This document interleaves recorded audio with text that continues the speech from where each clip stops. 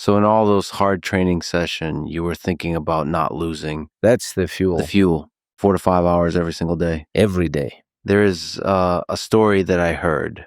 Sadulaev, the legendary wrestler, told a story that he went to a hotel, I think it was in Moscow, to train in the gym. And he was the only, it was during the night, I don't know, he was the only one who was there. And you came down and you actually trained together. And he said he said a lot of great things about you. He said that you gave him some really deep wisdom, which helped him to win the gold medal at the Olympic Games. I'm curious, could you tell us now what you told him? What kind of wisdom did you give him? I can't remember exactly, but we had really great conversations. It's a great story that the two of you, like two legends like that, just met completely by chance. Well, look, he's a 2-time Olympic champion, right? Right. I think he doesn't skip his training either. He never missed one back then. I believe that we both ended up there because we both, hate to lose. And we both really want to win. And recently I came across this idea. There are athletes who simply want to win, and then there are some for whom victory isn't enough. They want domination. I believe that he is one of those as well. They want domination. And for that, what does a person have to do? They have to train.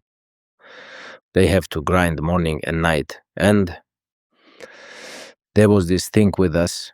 After the morning, my father never let us sleep. When I say the morning, I mean after Fajr, the dawn prayer. He just wouldn't sleep himself, so we couldn't either. So every morning, 6, 7, we'd be out doing our warm-up. Some people might call it a warm-up, but when you show up at the stadium in the morning, you run 5 kilometers, you do sprints, you work with resistance bands, you work on the pull-up bar, you do push-ups, dips, jumps, the bands, then work with a partner, drilling, and so on. That's about 2 hours of work. You drop 2.5 kilos there. Not really a warm-up, but father always called it that, right?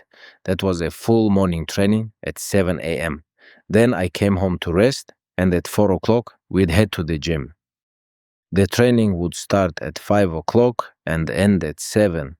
By 8, I'd be home, and by 11, I'd rest up. And yet, I kept thinking that something was missing.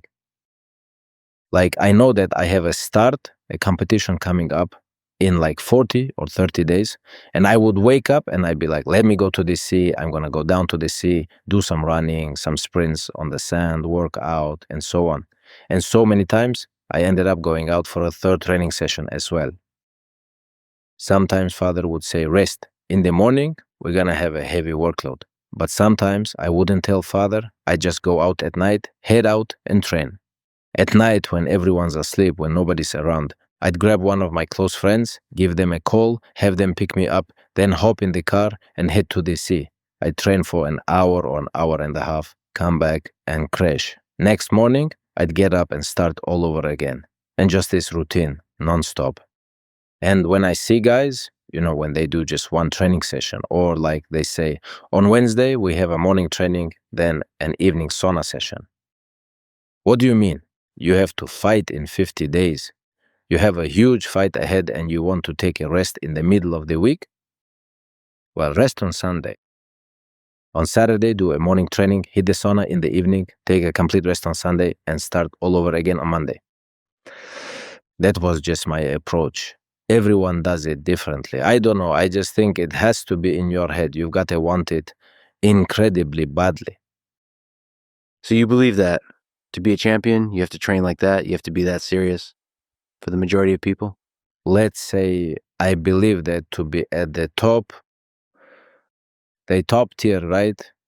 One of the best in the world. A person has to always be, a little bit, let's say just a little bit crazy, but in a good sense of the word. You have to be addicted to it and to want this incredibly bad. You have to take a fanatical approach to the training process. Just showing up and working out, that's what hundreds of thousands of guys are doing around the world. To stand out from this crowd, let's say, who have the exact same goals as you do, To stand out from that, you have to take a fanatical approach to it.